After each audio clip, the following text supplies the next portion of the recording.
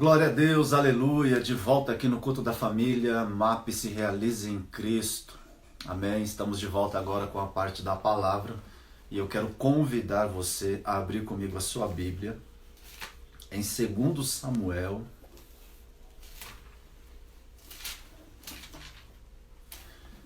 capítulo de número 16. Segundo livro do profeta Samuel, capítulo de número 16. Eu quero falar nessa noite sobre aflição. Amém? E queria fazer apenas uma pequena correção da ministração de quinta-feira. Eu estava falando sobre a família de Saul e sobre a família de Davi, né? E quando a gente fala da família de Davi, Davi é o sétimo, né? São 7 homens e 2 mulheres. Uma das suas irmãs se chamava Zeruia, e essa teve 3 filhos, que é Joabe, Abisai e Azael. Esses 3 filhos de Zeruia foram sobrinhos de Davi. E na ministração eu disse que eles eram primos, né? Então eles eram sobrinhos de Davi, e Davi teve mais uma outra irmã, que era Abigail, e Abigail teve um filho chamado Amasa. Esse Amasa, ele ficou no lugar de Joabe quando Davi fugiu, né? Quando Absalão quis tomar o reino de Davi, Absalão colocou seu tio Amasa para ser o chefe do seu exército, enquanto que Joabe, sobrinho de Davi, partiu com Davi, tá bom? E Abner era primo de Saul, esse era primo mesmo. Então essa é a correção que eu queria fazer, tá bom? Segundo o livro do profeta Samuel, a gente vai continuar ainda falando acerca da história de Davi, capítulo de número 16, versículo de número 5, assim está escrito: Tendo o rei Davi chegado a Baurim, dali saiu um homem da linhagem da casa de Saul, cujo nome era Simei, filho de Gera, e saindo ia amaldiçoando. Atirava pedras contra Davi e todos os seus servos, ainda que todo o povo e todos os valentes iam à direita e à esquerda do rei. Versículo 7. Amaldiçoando-o, dizia Simei: Sai, sai, homem de sangue, homem de Belial. O Senhor te deu agora a paga de todo o sangue que da casa de Saul, em cujo lugar tens reinado. O Senhor entregou o reino na mão de Absalão teu filho. Tu estás na desgraça, porque és homem de sangue. Então disse Abisai, filho de Zeruia, ao rei: Por que amaldiçoaria esse cão morto ao rei meu senhor? Deixa-me passar, e lhe tirarei a cabeça. Respondeu, porém, o rei: Que tenho eu convosco, filhos de Zeruia? Se ele está amaldiçoando, porque o Senhor lhe disse: Amaldiçoa a Davi. Quem diria? Porque assim fazes. Versículo 11. Então disse Davi a Abisai e a todos os seus servos: Meu filho, que saiu das minhas entranhas, procura tirar minha vida. Quanto mais ainda esse benjamita, deixai-o que amaldiçoe, pois o Senhor lhe ordenou. Versículo 12. Porventura o Senhor olhará para a minha aflição e me pagará com bem a maldição deste dia. Prosseguiram o seu caminho, Davi e os seus homens. Também Simei ia ao longo do monte de fronte dele, caminhando e amaldiçoando, e atirava pedras contra ele e levantava poeira. O rei e todo o povo que ia com ele chegaram cansados ao seu destino e refrescaram-se ali. Essa é a palavra de Deus ao nosso coração nessa noite. E dando sequência na história, né, que nós começamos a ministrar na quinta-feira, eu queria falar do exato momento em que Davi comete um pecado com Batseba. E eles têm um filho que é o fruto deste adultério, e esse filho o Senhor não permitiu com que essa criança nascesse. E na sentença, né, do profeta Natan a Davi, ele disse que a espada entraria na casa de Davi por conta daquele grave mal que ele fizera contra Urias e contra a sua casa. Passado alguns anos, a gente vai perceber que realmente o mal acabou entrando dentro da casa de Davi por conta do seu erro, por conta do seu pecado. E nós vamos, depois de alguns capítulos, né, de alguns anos bíblicos, chegar no exato momento em que Absalão ele volta, né, novamente para ficar próximo do rei Davi, que é o seu pai.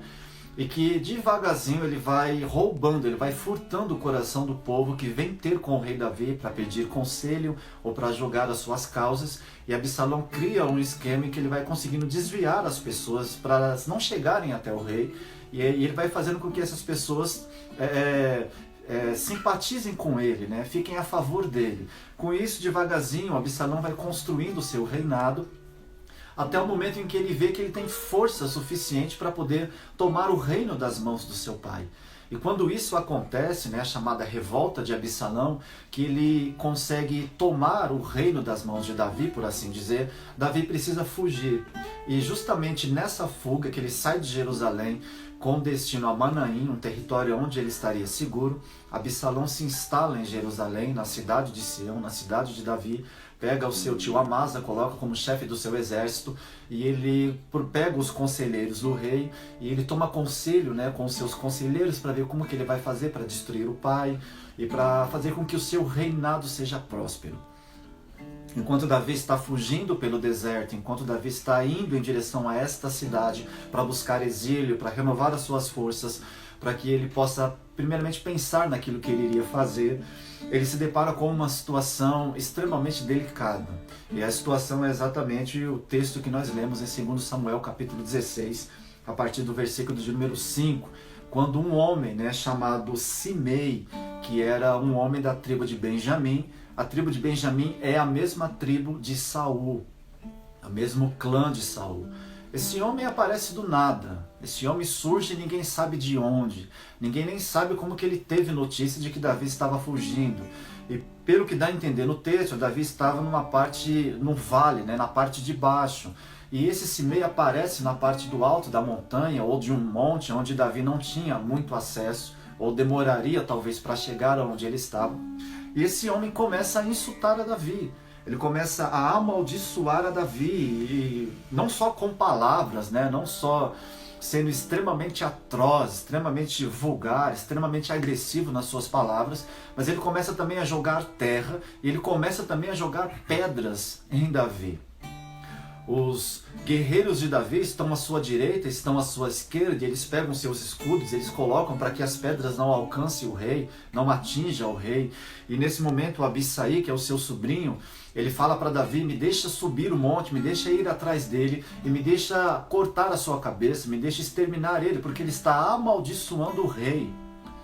Irmãos, a gente percebe aqui que a alma de Davi está profundamente amargurada. Davi está extremamente aflito, extremamente frustrado, chateado, e não é para pouco, porque o seu filho, que de forma natural seria o seu sucessor, né? Vamos colocar assim, é certo que um dia Davi colocaria alguém na sucessão quando ele deixasse de reinar. Mas Absalão, ele prefere ir por um outro caminho. Então Davi está triste porque ele amava o seu filho Absalão, porque ele tem que sair fugido, ele tem que sair escondido, e se isso fosse pouco, ainda aparece essa pessoa no cenário para amaldiçoá-lo e para dizer para ele: sai daqui, homem de sangue, homem de Belial. E ele joga, né, vamos dizer assim, na cara de Davi, dizendo assim: o Senhor te deu agora a paga de todo o sangue da casa de Saul, né? O Senhor entregou o reino nas mãos de Absalão, teu filho. Você está na desgraça, você é um homem de sangue. Irmãos, para quem está passando por um momento de aflição, para quem está com a sua autoestima na vala, na lama, ouvir palavras que afrontam a sua alma, que afrontam o seu coração, é quase que uma covardia, né? Uma traição, é uma punhalada pelas costas. E é interessante porque quando a gente fala de inimigos, né, obviamente que nós temos inimigos, mas eu gosto de falar muito de inimigos espirituais. Mas existem inimigos que ao longo do curso da nossa vida, principalmente quando você está determinada, focado em cumprir um objetivo, conquistar uma missão, construir algo, seja qual for aquilo que você esteja colocando no seu coração como objetivo, como missão, é certo que irão aparecer pessoas para tentar bloquear e impedir a sua ação e a sua conquista. A gente percebe que nesse momento, esse homem já era uma pessoa que não gostava de Davi, era uma pessoa que já tinha ódio de Davi, que não respeitava Davi, que não gostava de Davi, mas era um inimigo oculto. era alguém que não se manifestava, era alguém que não ia nas guerras, nos confrontos, ter com o rei Davi e falar assim, vamos discutir a causa, vamos resolver o problema. Não, era alguém que odiava Davi em secreto. Né? E existem pessoas que elas agem assim. Elas odeiam você, elas odeiam o que você está fazendo, ela odeia o que você está construindo, ela odeia o que você está realizando, mas ela fica em silêncio, ela fica oculta, ela fica em mistério. Né? E muitas das vezes a gente olha para pessoas assim, a gente tem pessoas assim como amigos, como pessoas próximas, como pessoas que querem o nosso bem. E justamente no momento da sua queda, no momento da sua fraqueza, no momento da sua fragilidade, essas pessoas aparecem não para estender a mão, para te levantar e te socorrer, mas para jogar na sua cara, no seu rosto, como se você fosse merecedor daquele mal que você está passando e está vivendo. Já existem tipos de pessoas que são inimigos declarados, que simplesmente eles aparecem mesmo, eles falam o que está na ponta da língua e joga real no nosso rosto, já se declara logo inimigo e a gente já sabe quem é, não é verdade? Então existem situações em que a gente passa pelos dois extremos, mas o pior de tudo são essas pessoas que procuram atacar a cada um de nós na nossa fragilidade, que não respeitam a dor, não respeita o momento do teu silêncio, não respeita as tuas lágrimas, não respeita a humilhação que você está vivendo. Então são pessoas que têm prazer em inflamar aquilo que você está passando. E Simei aparece justamente nesse cenário, em que Davi está sem condição de reagir, está fugindo, está no momento de dificuldade e ele tem que passar por essa humilhação. Mas Davi demonstra com tudo isso que ele é um homem que tem um caráter e um coração segundo o coração de Deus. Porque ele não reage aos insultos de Simei, ele não reage àqueles ataques, ele mostra que ele tem a hombridade de ser um rei, de ser alguém preparado para estar no trono. Porque ele poderia muito bem dar ordem ao seu exército para ir e cortar a cabeça de Simei e acabar com aquele inimigo, mas ele diz não. Ele deixa porque ele, de alguma maneira, talvez pense no seu coração naquele momento, pode ser que Deus esteja usando a vida dele. Né? O sentimento de Davi está triste, Davi está frustrado, Davi está passando por um momento delicado na sua vida. Infelizmente, nesses momentos que nós estamos assim, por incrível que pareça, irmãos, aparecem pessoas para inflamar a nossa dor, para lançar em rosto aquilo que nós estamos passando, aquilo que nós estamos enfrentando. A questão é que Deus disse que a espada entraria na casa de Davi. O que Deus não disse é que a coroa não sairia da cabeça de Davi. E Absalão, depois que ele toma o reino do pai, ele toma conselho com Aitofel, e Aitofel dá um bom conselho para ele, mas Uzai, que é um amigo de Davi que está infiltrado na família, dá um outro conselho, dizendo para Absalão sair com todo o exército e ir atrás de Davi, e é o que Absalão faz. E nessa perseguição, neste confronto, né, entre o exército de Davi e o exército de Absalão, nesta guerra, morrem muitas pessoas. A palavra do Senhor vai dizer que caíram 20.000 homens nesse confronto. E que num determinado momento Absalão está indo, né, montado na sua mula, ele encontra alguns soldados de Davi e ele vai tentar fugir desses soldados. E aí Absalão ele passa por meio de um arbusto em que ele acaba ficando enganchado, né, dentro de uma forquilha, né, vamos dizer assim, de algumas árvores assim, espessas que saíam. Ele vem correndo na mula e a sua cabeça fica enroscada dentro de uma forquilha, a mula passa adiante. Ele fica ali já ensanguentado, num momento delicado.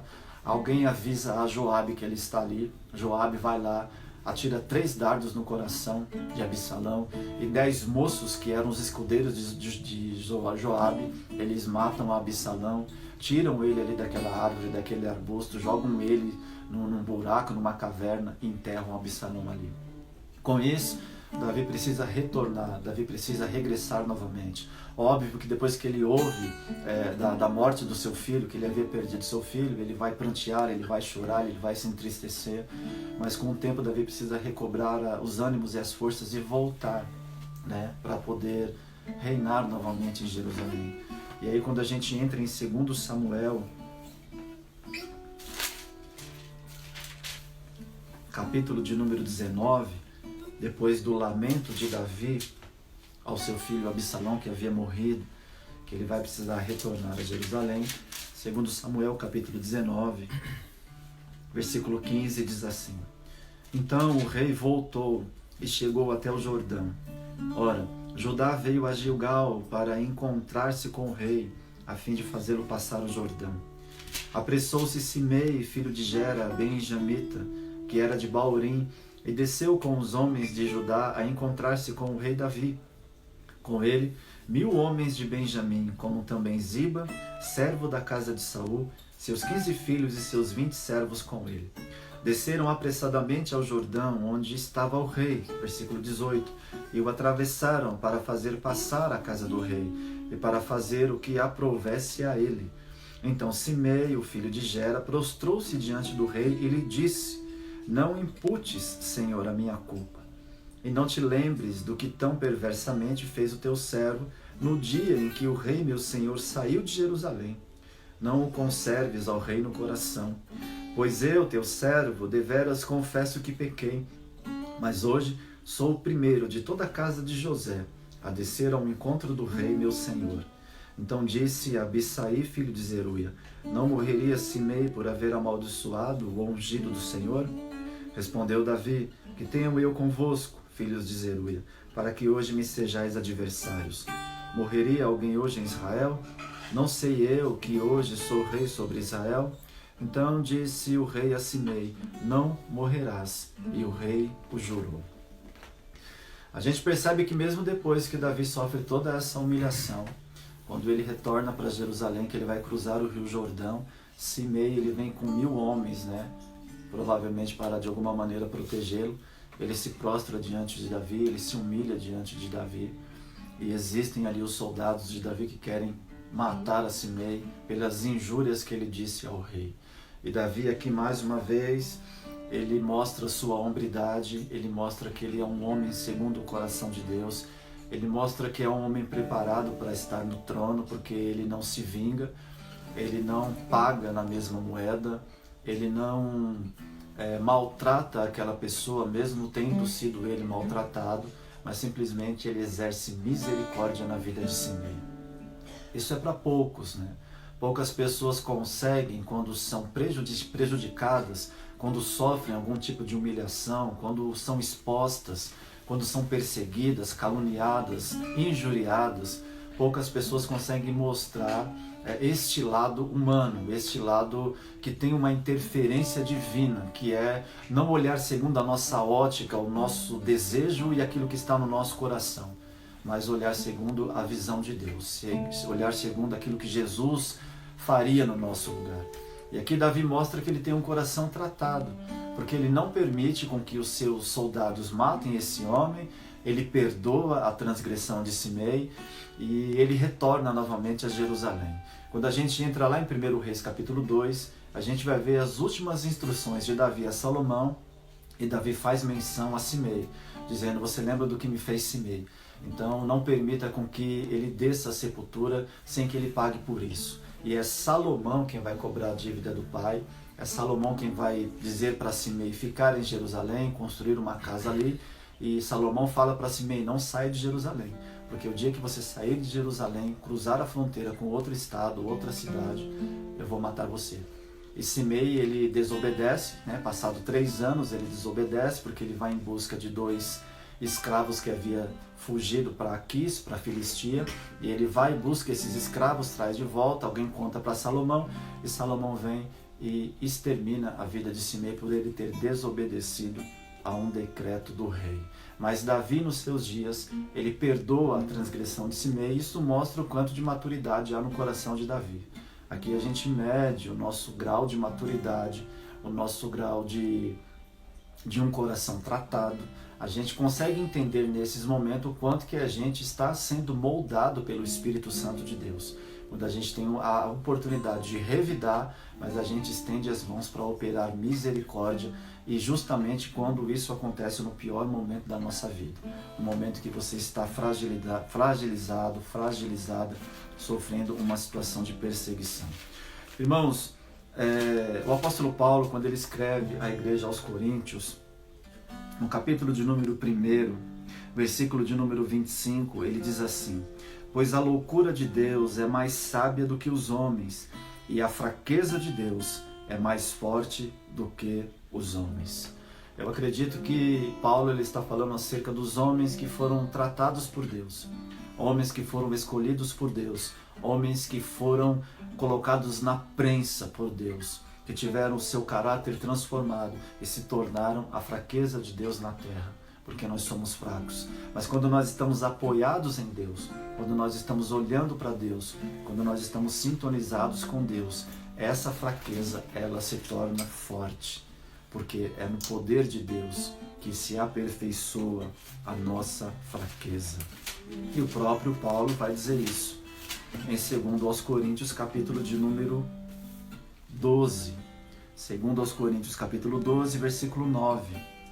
Mas ele me disse: a minha graça te basta, pois o meu poder se aperfeiçoa na fraqueza. Portanto, de boa vontade me gloriarei nas minhas fraquezas, para que em mim habite o poder de Cristo. Pelo que sinto prazer nas fraquezas, nas injúrias, nas necessidades, nas perseguições, nas angústias, por amor de Cristo, pois quando estou fraco, então é que sou forte. Você percebe que quando a gente está fragilizado, nós estamos vulneráveis. E quando esses ataques vêm, sejam por pessoas, ou seja, pelo próprio diabo, usando os seus demônios, né? É um momento em que a gente está muito vulnerável e a gente praticamente não tem defesa, né? Pode perceber, quando você está enfraquecido, quando você está fragilizado, você quer se esconder, você não quer ver ninguém, você quer ficar no seu canto, as pessoas falam, você não quer revidar, as pessoas te agridem, você não quer revidar, porque você está fragilizado. É natural a gente demonstrar esse tipo de sentimento. Mas Paulo lhe diz que todas as vezes que ele se sentia assim, todas as vezes que ele era apontado, injuriado, todos os momentos em que ele passava por perseguições, por angústias, ele se lembrava de Jesus Cristo. Ele se lembrava do seu Senhor. Ele se lembrava daquele que havia dado a sua vida por ele. Então, quando ele se lembrava de Jesus, ele começava a se humilhar aos pés de Jesus. E aí a gente vai lá para a carta que Pedro escreve. Quando a gente se humilha debaixo das onipotentes mãos de Deus, o Senhor nos exalta. E Paulo é alguém que tem capacidade para falar de fraqueza. Se você avançar mais aí 2 páginas da sua Bíblia, a gente vai entrar em Gálatas. E na carta que ele escreve aos Gálatas, capítulo 4, versículo de número 13, diz assim: e vós sabeis que primeiro vos anunciei o Evangelho, estando em fraqueza de carne. Versículo 14.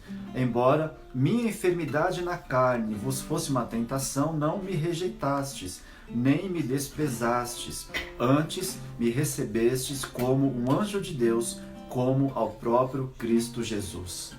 Então, quando Paulo vai ter com os irmãos, da Galácia, quando ele vai ali anunciar a palavra de Deus, ele diz: quando eu estive com vocês, eu estava com uma fraqueza na carne. Em algumas traduções, eu estava enfermo na carne. Então ele estava com alguma enfermidade, e que essa enfermidade deveria ser um vírus, alguma coisa do tipo. Deixou os irmãos um pouco preocupados em recebê-lo, mas ainda assim os irmãos o receberam, os irmãos viram ele como um anjo de Deus. Mas percebe, mesmo na perseguição, mesmo na injúria, mesmo doente, mesmo passando por um momento de aflição na sua carne, Paulo não deixava de cumprir aquilo que estava sobre a sua vida. Ele não deixava de encorajar a igreja a permanecer fiel no poder da palavra de Deus, mesmo passando por um momento de fragilidade. Olha, por exemplo, quando ele escreve a Timóteo, 1 Timóteo capítulo 5, 1 Timóteo capítulo 5, versículo de número 23, Paulo diz a Timóteo: não bebas mais água só, mas usas de um pouco de vinho por causa do teu estômago e das tuas frequentes enfermidades. Percebe? Ele está dizendo assim: Timóteo, talvez na época não tinha um remédio eficaz para poder combater essa enfermidade que Timóteo tinha no estômago. Então ele encoraja Timóteo a usar um pouco de vinho misturado na água para ver se melhorava as frequentes enfermidades que Timóteo tinha no seu estômago. E Timóteo é alguém que Paulo chama de cooperador e filho na fé. Então Timóteo também tinha os seus momentos de fragilidade, de enfermidade, os seus momentos delicados, mas ainda assim, irmãos, ele era alguém que correspondia à expectativa de Deus. Ele era alguém que não se deixava abater por uma circunstância, por aquilo que ele não via uma saída no momento. Ele lutava contra aquilo, ele rebatia aquilo e ele dava sequência àquilo pelo qual estava sobre a sua vida. Então, por mais que a gente passe por situações como essa, de aflições na nossa alma, ou na nossa carne, ou de injúrias, ou de perseguições, a gente precisa ter um coração tratado e a gente precisa ter uma fé madura no poder da palavra de Deus. Paulo, quando ele está escrevendo ao seu amigo Filemão, ele vai fazer uma intercessão pelo seu amigo Onésimo. E Onésimo, ao que dá a entender na Bíblia, era um escravo que pertencia, a Filemão, mas que causou muitos males a Filemão. Então Paulo, depois que tratou o caráter de Onésimo, que ajudou ele a se encontrar em Cristo, ele diz aqui em Filemão, versículo 8, pelo que ainda que tenha em Cristo grande confiança para te mandar o que te convém, prefiro todavia solicitar em nome do amor, sendo o que sou, Paulo, o velho, e também agora prisioneiro de Cristo Jesus. Peço-te por meu filho Onésimo, que gerei nas minhas prisões. Outrora ele te foi inútil, mas agora a ti e a mim é muito útil. Manda-o de volta a ti, mando-o de volta a ti, a ele que é o meu coração. Eu bem quisera conservá-lo comigo, para que por ti me servisse nas prisões do Evangelho, mas nada quis fazer sem o teu consentimento, para que o teu benefício não fosse como que por força, mas voluntário. Percebe? Davi, ele perdoa o pecado de Simei, ele dá mais uma chance a Simei, mesmo sofrendo aquilo que havia sofrido. Filemão tem alguns desentendimentos com Onésimo, que o que dá a entender é o seu escravo. Onésimo vai passar um tempo com Paulo, que havia acabado de chegar em Roma, havia acabado de iniciar a sua prisão domiciliar, Então Paulo recebe a visita de Onésimo, que passa com ele um tempo, e Onésimo aprende com Paulo o que é ser uma pessoa de caráter, uma pessoa responsável, uma pessoa que servisse ao seu Senhor de forma íntegra, de forma coerente. E aí Paulo escreve com seu próprio punho ao seu amigo, dizendo, olha, recebe ele de volta, dá mais uma oportunidade, aceita ele novamente, porque agora ele me é muito útil aqui em Roma, e eu quero que ele seja muito útil para você também, e somente o Evangelho tem o poder de fazer isso. Quando Paulo ele escreve essa saudação a Filemão, ele vai dizer assim no versículo 24, Marcos, Aristarco, Demas e Lucas, meus cooperadores. Então ele escreve a carta a Filemão primeiro do que a carta primeiro a sua carta a Timóteo. Então aqui quando ele fala de Demas ainda está com ele. Mas depois desses 2 anos que Paulo ficou em Roma, ele vai escrever a Timóteo. Então quando ele escreve a segunda carta a Timóteo, no capítulo 4, ele vai dizer assim, versículo 6, 2 Timóteo 4:6, quanto a mim, já estou sendo derramado como libação, e o tempo da minha partida está próximo. Combati o bom combate, acabei a carreira, guardei a fé. Desde agora a coroa da justiça me está guardada, a qual o Senhor, o justo juiz, me dará naquele dia, e não somente a mim, mas também a todos os que amarem a sua vinda. Versículo 9. Procura vir ter comigo depressa, porque Demas aqui que estava lá na carta a Filemão, que foi a primeira carta antes de Timóteo, porque Demas me abandonou, Paulo está dizendo, amando o presente século, amando o mundo, e foi para a cidade de Tessalônica. Aí ele vai falar de um outro irmão chamado Crescente. Crescente foi para a Galácia, Tito para a Dalmácia, só Lucas está comigo. Toma Marcos e traze-o contigo, porque me é muito útil para o ministério. Esse Marcos é o escritor do Evangelho de Marcos, que deu problema ao apóstolo Paulo e a Barnabé na primeira viagem missionária. Teve um problema lá, mas aqui Paulo já está dizendo, traz ele porque ele me é útil no ministério. E aí Paulo vai dizer, versículo 14, Alexandre, o latoeiro, causou-me muitos males, o Senhor lhe pague segundo as suas obras. Tu também guarda-te dele, porque resistiu muito às nossas palavras. Ninguém me assistiu na minha primeira defesa, antes todos me desampararam, que isto não lhe seja imputado por justiça. Mas o Senhor me assistiu e me fortaleceu, para que por mim fosse cumprida a pregação e ouvissem todos os gentios, e fiquei livre da boca do leão. O Senhor me livrará de toda má obra e me levará salvo para o seu reino celestial, a quem seja a glória para todos sempre. Amém. E no versículo 20 ele diz assim: Erasto ficou em Corinto, quanto a Trófimo deixei o doente em Mileto. Percebe? Paulo ele está dizendo assim: eu deixei o meu cooperador doente, que é Trófimo, estava em Mileto. Eu deixei ele lá antes de partir para Roma. E a gente está falando de alguém que os seus lenços e os seus aventais curavam. Mas Paulo provavelmente deve ter orado pelo seu amigo, mas de alguma maneira ele não recebeu a cura. Mas ainda assim, isso não impossibilitou Paulo de continuar a sua chamada, de continuar a sua missão, de continuar o seu propósito. Irmãos, circunstâncias vêm, problemas estão aí batendo a nossa porta, dificuldades. Nesse momento, principalmente na questão financeira, já existem muitas pessoas sendo perseguidas, sendo caluniadas, sendo injustiçadas. Pessoas estão se levantando para cobrar dívidas, para cobrar favores, para cobrar uma série de coisas que a gente fez, que você um dia estendeu a mão, que você precisou de ajuda. E são nesses momentos que a gente precisa expressar o nosso caráter. Porque os inimigos, eles vão se manifestar em momentos como esse, como Simei se levantou, alguém que ninguém nem sabia que existia, mas no pior momento da vida de Davi, na sua fragilidade, que ele estava na lama, sendo perseguido pelo próprio filho, apareceu alguém sem nenhum escrúpulo para dar em Davi, para afrontá-lo, para lançar pedras sobre ele, para humilhar o coração de Davi. A espada entrou na casa de Davi, mas a coroa permanecia na sua cabeça. E existe uma coroa de salvação sobre a minha vida e sobre a sua vida. Existe uma coroa de justiça. Existe uma coroa da parte de Deus que é preparada para nós. E o Senhor diz em Apocalipse: guarda a tua coroa para que ninguém a roube de ti. Guarde a tua coroa para que você não a perca. A gente precisa preservar essa coroa de salvação. Então não importa o que você esteja passando, busque na palavra de Deus direção. Busque na palavra de Deus resposta. Não busque se vingar com as suas próprias mãos. Não tenha prazer na queda de ninguém. Não se alegre na derrota de ninguém.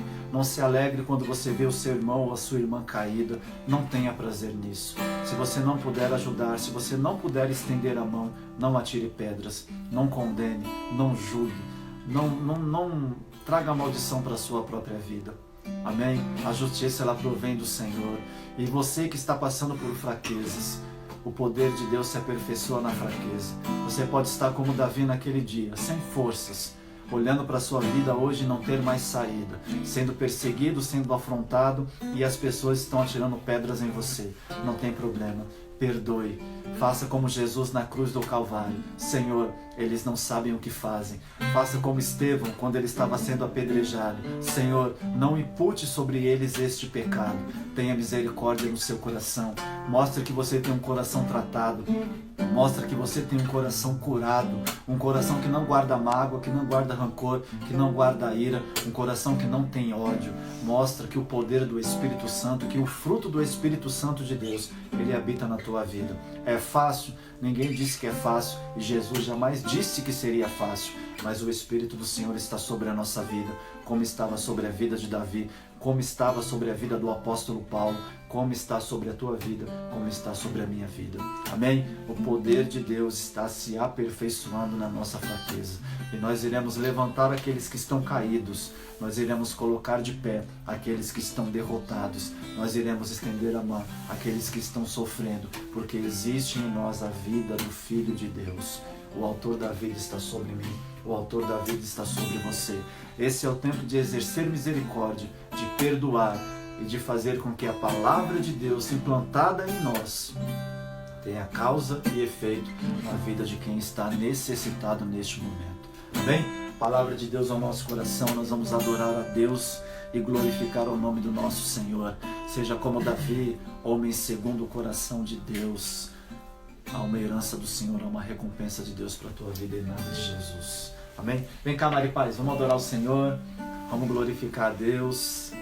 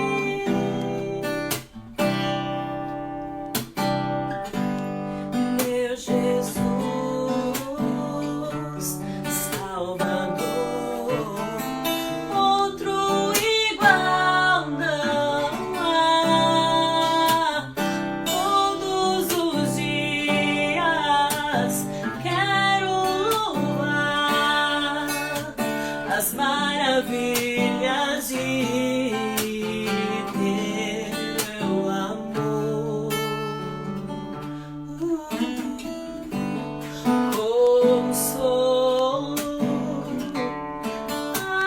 Abrigo, força e refúgio é o Senhor.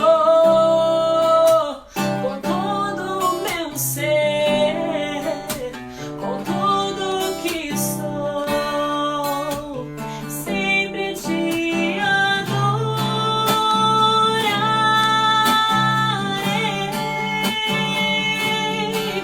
Aclame ao Senhor toda a terra e cantemos poder, majestade, louvores ao Rei.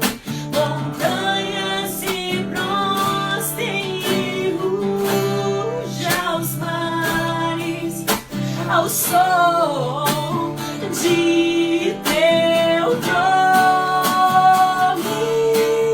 Alegre te louvo por teus grandes feitos. Firmado estarei, sempre te amarei. Incomparáveis são tuas promessas. Aclame ao Senhor toda a terra e cantemos. Poder, majestade, Louvores ao Rei, aleluias, se prostrem. e ruja aos mares, ao som de teu nome. Alegre te louvo por teus grandes feitos. Firmado estarei, sempre te amarei. Incomparáveis são tuas promessas. Incomparáveis são tuas promessas. Incomparáveis são tuas promessas. Incomparáveis são tuas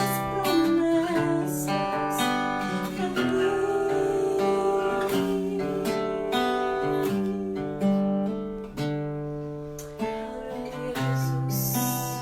Incomparáveis são as tuas promessas, Senhor. Nenhuma das tuas palavras voltam vazias, Senhor. O Senhor não é homem para que minta, e nem filho do homem para que possa se arrepender, Senhor.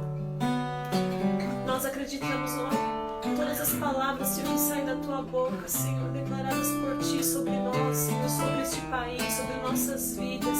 É incomparável, Senhor. Nos apegamos à tua mensagem, Senhor, nos apegamos à tua palavra, Senhor, nos apegamos à tua verdade, Senhor, porque ela sim libertará, porque ela sim nos salvará, Senhor.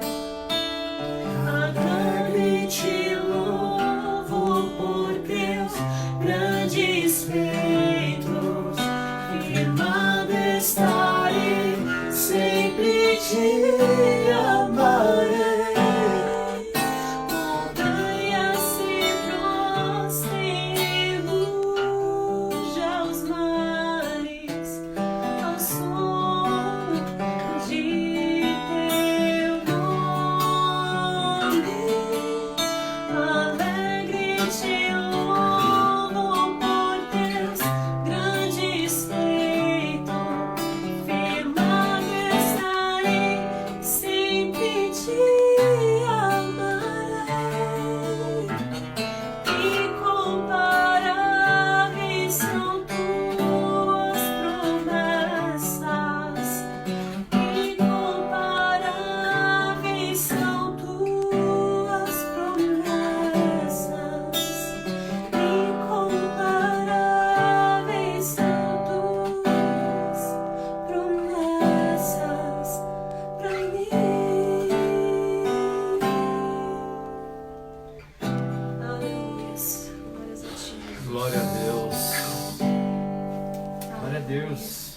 conhece a força que tem quando ser forte é a sua única opção.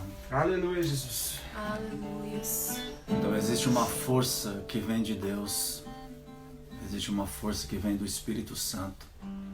E ela está à disposição de quem busca essa força. Então não diz respeito a nós, diz respeito a Ele, que derrama sobre nós força no meio dessa fraqueza, no meio dessa fragilidade. Você pode estar enfraquecido hoje, fragilizado. Existe um Deus que tem poder para aperfeiçoar o poder dele na nossa fraqueza. E eu oro para que todas as injúrias, palavras de maldição, palavras de condenação, palavras de peso, palavras de culpa, sentenças que lançaram sobre a sua vida, caiam todas por terra, em nome de Jesus Cristo. Toda palavra de maldição que entrou nos teus ouvidos, que desceu para o teu coração, seja arrancada agora, em nome de Jesus Cristo. Toda palavra de injúria, de perseguição, de dor, que te fez chorar durante toda esta semana, o Senhor está removendo do teu coração hoje. Ele está aperfeiçoando o poder dele na tua fraqueza. O seu coração está sendo curado, está sendo liberto, está sendo restaurado pelo poder do Espírito Santo de Deus. Amém? Esse é o poder da cruz, é o poder da ressurreição que há em Jesus Cristo. Aleluia. Deus assim permitindo, quinta-feira às 20 horas estaremos reunidos novamente no culto de cura e libertação. Quero agradecer aqui ao presbítero Júnior, presbítera Mari. Amém. Deus os abençoe. Aqueles que estão passando por problemas de enfermidades, Jonas, melhoras aí, viu, meu amigo? Que Deus te dê saúde nessa noite. E Arley também, né, está se recuperando. Acredito que o Timóteo já se recuperou. Se não, também aqueles que estão passando por enfermidades, que Deus dê saúde. Que o Senhor visite a casa de cada um dos seus filhos que estão passando por enfermidades. Que haja cura, que haja restauração, que haja saúde para a glória do nosso Deus sobre cada vida. E assim nós declaramos o poder da palavra. Que o Senhor te abençoe e te guarde. E que as ricas consolações do Espírito do Senhor sejam sobre a tua vida, a tua casa e a tua família. Eu te abençoo nessa noite, em nome do Pai, do Filho e do Espírito Santo de Deus. Amém? Então, como eu disse, com fé em Deus, se tudo der certo, domingo, 19 horas, a gente se vê lá no MAP, na rua 5A, número 30, Jardim Nova Cidade, em Guarulhos, São Paulo, Brasil, planeta Terra. Beijo no coração. Até quinta-feira.